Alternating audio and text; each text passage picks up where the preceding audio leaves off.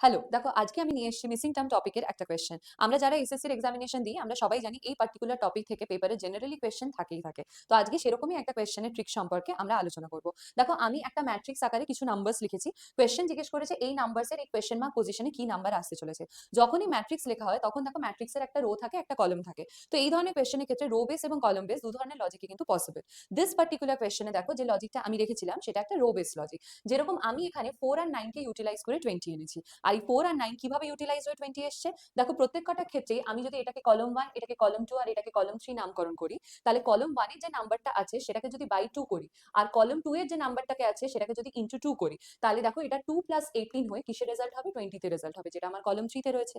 Same দেখো কলম 2 এর ক্ষেত্রেও 10 বাই 2 করলে হবে 5 এবং 8 ইনটু 2 করলে হবে 16, আর আমরা সবাই জানি 5 প্লাস 16 করলেই হয় 21, যেটা এখানে দেখা যাচ্ছে। তাহলে সেম ওয়েতে যদি আমরা কলম 3 তেও অ্যাপ্লাই করি, তাহলে 6 বাই 2 করলে 3, তার সঙ্গে 4 ইনটু 2 যদি আমরা অ্যাপ্লাই মানে মাল্টিপ্লাই করে অ্যাড করি, that is 8 plus 3, it will results in 11। তার মানে দেখো এই পার্টিকুলার কোয়েশ্চেনের আনসার হবে হচ্ছে অপশন সি 11। তাহলে একই রকম ভাবে তুমি যেটা শিখলে সেই রকমই একটা লজিক আমাকে অ্যাপ্লাই করে বলো যে এই পার্টিকুলার কোয়েশ্চেনে এই কোয়েশ্চেন মার্কের পজিশনে এই অপশনের মধ্যে থেকে কোন নাম্বারটা আসতে চলেছে।